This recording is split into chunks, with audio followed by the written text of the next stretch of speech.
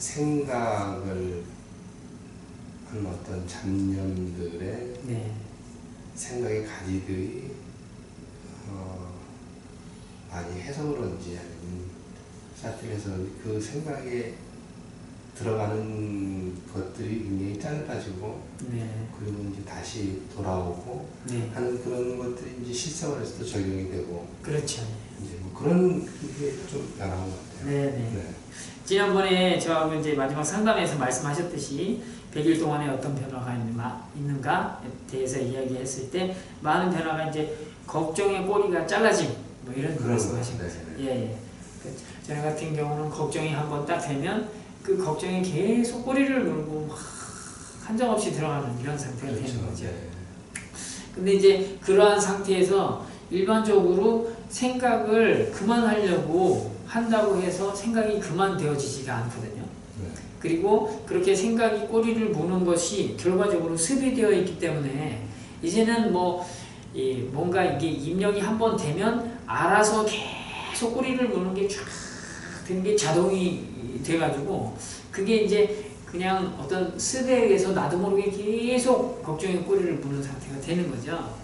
그래서 이때 이 걱정의 꼬리를 무는 것 결과적으로 마음에서 생각이 일어나는데 이 생각의 대부분이 걱정이라는 거죠.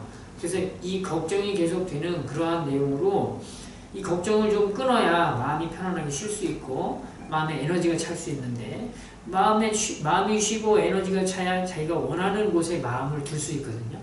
자기가 원하는 곳에 마음을 둔다는 거는 그것에 일단은 마음을 두면 거기서 이제 생각이 일어나요. 그럼 생각이 일어나다 보면 말이 생깁니다. 말이 생기다 보면 행동이 되게 돼 있어요. 이래서 생각과 말과 행동을 카르마라고 보고 이 생각과 말과 행동을 하는 것으로 결과적으로 인생의 모양이 나타납니다. 근데 이렇게 생각을 내가 원하는 곳에 마음을 두려면 생각을 하기 위해서 마음을 두려면 마음이 원래 에너지가 있어야 돼요. 나름대로 몸에 힘이 있어야 자기 몸을 원하는 곳에 끌고 가듯이 마음도 마찬가지인데 이 생각을 계속 다른 쪽에 한쪽에 물론 원하는 곳에 생각을 계속 두더라도 나중에 피곤해지거든요. 근데 원하는 곳에 마음을 두면은 피곤해지더라도 희망이 생기기 때문에 그걸 이렇게 잘 조절해서 갈 수가 있어요. 자기도 모르게.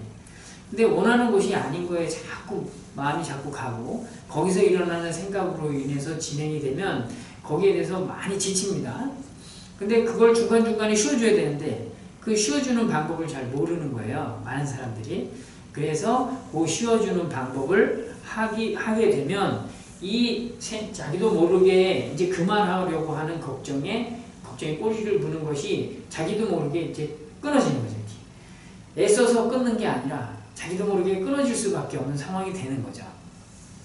그런 상황을 만들기 위해서 100일 동안 하신 내용이 야나파나사티를 하신 겁니다.